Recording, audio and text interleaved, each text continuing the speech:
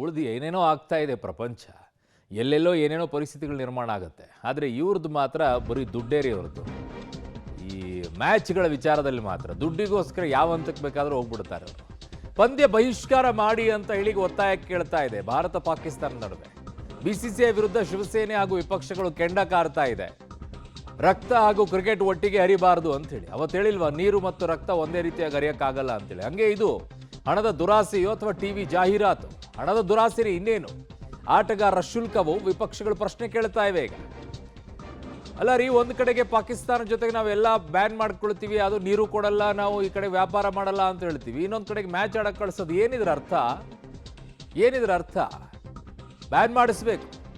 ನಿಜವಾಗಿಯೂ ಕೂಡ ಅಲ್ಲಿರುವಂಥ ಕ್ರಿಕೆಟ್ ಆಟಗಾರರು ಯಾರ್ಯಾರಿದ್ದಾರೆ ನಮ್ಮ ಭಾರತ ತಂಡದಲ್ಲಿ, ಅವರೆಲ್ಲ ನಾವು ಆಡಲ್ಲ ಅಂತ ಹೇಳಬೇಕು, ಒಗ್ಗಟ್ಟಾಗಿ ನಿಂತ್ಕೊಳ್ಬೇಕು. ಅವಾಗತ್ತೆ. ದುಡ್ಡಿಗೋಸ್ಕರ ಅವ್ರ ಜೊತೆಗೆ ಆಟ ಆಡೋದಂತೆ. ನಮ್ಮ ಸೈನಿಕರಲ್ಲಿ ಪಾಕಿಸ್ತಾನ ಜೊತೆಗೆ ಯುದ್ಧ ಮಾಡ್ಕೊಂಡ್ಬಿಟ್ಟು ಸಾಯ್ತಾ ಇರಬೇಕಲ್ಲಿ, ಪಾಪ ಅವ್ರು ಹುತಾತ್ಮರಾಗ್ತಾ ಇರ್ತಾರಲ್ಲಿ ಗಡಿಯಲ್ಲಿ. ಇವ್ರು ಮಾತ್ರ ಇಲ್ಲಿ ಮ್ಯಾಚ್ ಆಡೋದಂತೆ. ಬಿಜೆಪಿ ತನ್ನ ತತ್ವ ಸಿದ್ಧಾಂತವನ್ನ ಬದಲಿಸ್ತಾ ಆಪರೇಷನ್ ಸಿಂಧೂರ ಹೆಸರಿನಲ್ಲಿ ಅಬ್ಬರಿಸಿದಂತ ಮೋದಿ ಯಾಕೆ ಈಗ ಮೌನ ವಹಿಸಿದ್ದಾರೆ? ಕರೆಕ್ಟ್ ಅದು. ಶತ್ರು ರಾಷ್ಟ್ರ ವಿರುದ್ಧ ಆಡುವುದಕ್ಕೆ ಬಿಜೆಪಿ ಬಿಸಿಸಿಐ ವಿರುದ್ಧ ಕೆಂಡ ಕಾರಿದ್ದಾರೆ. ದೇಶಾದ್ಯಂತ ಈಗ ಸಿಂಧೂರ ರಕ್ಷಾ ಅಭಿಯಾನ ಈಗ ಜೋರಾಗ್ತಾ ಇದೆ. ಪಹಲ್ಗಾಮ್ ದಾಳಿಯಲ್ಲಿ ಮೃತಪಟ್ಟವರಿಗೆ ಇದು ಅಪಮಾನ 100%, ಯಾವ ಅನುಮಾನನೂ ಬೇಡ. ಬಿಜೆಪಿ ತನ್ನ ತತ್ವ ಸಿದ್ಧಾಂತವನ್ನ ಬದಲಿಸ್ತಾ ಅಂತೇಳಿ ಅನುಕೂಲಕ್ಕೆ ತಕ್ಕಂತೆ ನಿಮ್ಮ ರಾಜಕೀಯ, ನಿಮ್ಮ ಮಾತುಗಳು ಇರಬಾರದು ಬಿಜೆಪಿಯವರಿಗೆ. Very sad. ಒಂದು ಪಾಕಿಸ್ತಾನದ ವಿರುದ್ಧ ನಾವು ನೀರು ರಕ್ತ ಎರಡೂ ಒಂದೇ ಹರಿಯಲ್ಲ ಅಂತ ಹೇಳ್ತೀರಾ. ಮಾತುಕತೆ ಆಗಬೇಕು ಅಂತಂದ್ರೆ ಭಯೋತ್ಪಾದನೆ ಮತ್ತು ಮಾತುಕತೆ ಒಮ್ಮೆ ಆಗಲ್ಲ ಅಂತ ಹೇಳ್ತೀರಾ. ಇಲ್ಲಿ ಆಟ ನಡೆಯುತ್ತಾ? ಆಟಕ್ಕೆ ಯಾವುದೇ ರೀತಿ ಇಲ್ಲ. ಅಲ್ಲಿ ಅವತ್ತು ಸಾವನ್ನಪ್ಪದಾಗ ಏನು ನಿಮ್ಮ ಮಾತುಗಳಿತ್ತು? ಏನು ನಿಮ್ಮ ಪೌರುಷದ ಮಾತುಗಳೆಲ್ಲ ಇದ್ವು?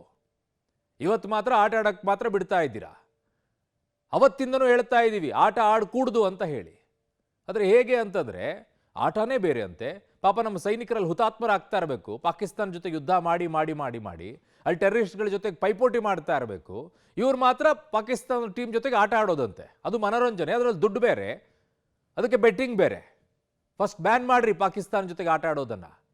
ಏನು ದೊಡ್ಡವ್ರ ಜೊತೆಗೆ ಆಟ ಆಡ್ದಿದ್ರೆ ಏನು ಕಳ್ಕೊಳ್ಳೋದೇನಿದೆ ನಿಮಗೆ? ಬೇಕಾಗಿಲ್ಲ ನಮಗೆ. ನೀವು ಯಾವುದು ಏಷ್ಯಾ ಕಪ್ಪಲ್ಲೂ ಆಡೋದು ಬೇಡ, ನಮಗಿಲ್ಲಿ IPL ಇದ್ದರೆ ಸಾಕು ಅಷ್ಟೇ. ಹೋಗ್ತಾರೆ ಅಲ್ಲಿಗೆ ಪಾಕಿಸ್ತಾನ ಜೊತೆಗೆ. ಆ ಪಾಕಿಸ್ತಾನ ನಮ್ಮ ಜೊತೆಗೆ ಇಲ್ಲಿ ಯುದ್ಧ ಮಾಡಿಕೊಂಡು ಕಿತಾಪತಿ ಮಾಡಿಕೊಂಡು ಭಯೋತ್ಪಾದಕರನ್ನು ಕಳಿಸಿ ಎಲ್ಲ ಮಾಡ್ತಾರೆ. ಅವ್ರ ಜೊತೆಗೆ ಆಟ ಆಡೋದಂತೆ. ಯಾಕೆ ಅಮಿತ್ ಶಾ ಅವ್ರು ನೀವು ಹೇಳಲ್ವಾ? ನಿಮ್ಮ ಮಗನೇ ಇರೋದಲ್ವಾ? ಪ್ರಧಾನಿ ಮೋದಿ ಅವರೇ, ನೀವು ಉಳಿದಿದ್ದೆಲ್ಲ ಮಾತನಾಡ್ತೀರಾ ಪಾಕಿಸ್ತಾನದ ವಿಚಾರದಲ್ಲಿ. 56 ಇಂಚ್ ಛಾತಿ 56 ಇಂಚಿನ ಎದೆಗಾರಿಕೆ ಅಂತ ಹೇಳಿ. ಯಾಕೆ ಇಲ್ಲಿ ಮಾತನಾಡೋದಿಲ್ಲ? ಆಡು ಕುಡ್ದು ಅಂತ ಹೇಳಿ ನೋಡೋಣ. ಅನುಕೂಲಕ್ಕೆ ತಕ್ಕಂತೆ ನಿಮ್ಮ ರಾಜಕೀಯವನ್ನು ಮಾಡೋದಾದ್ರೆ, ಬೇಳೆಯನ್ನು ಬೇಯಿಸ್ಕೊಳ್ಳೋದಾದ್ರೆ ನಿಮ್ಮದು ದೇಶಭಕ್ತಿನೇ ಅಲ್ಲ. ನಿಮ್ಮದು ದೇಶಭಕ್ತಿನೇ ಅಲ್ಲ. ನಿಮ್ಮದು ಆಟಾಟೋಪದ ದೇಶಭಕ್ತಿ, ಅನುಕೂಲಕ್ಕೆ ತಕ್ಕಂತೆ ಇರುವಂಥ ದೇಶಭಕ್ತಿ ಅಂತ ಕರಿಬೇಕಾಗತ್ತೆ. ಹಾಗೆ ಇರೋದು ನಿಮ್ಮದು. ನಿಮ್ಮ ಅನುಕೂಲಕ್ಕೆ ತಕ್ಕಂತೆ ದೇಶಭಕ್ತಿಗಳು ನಿಮ್ಮದು.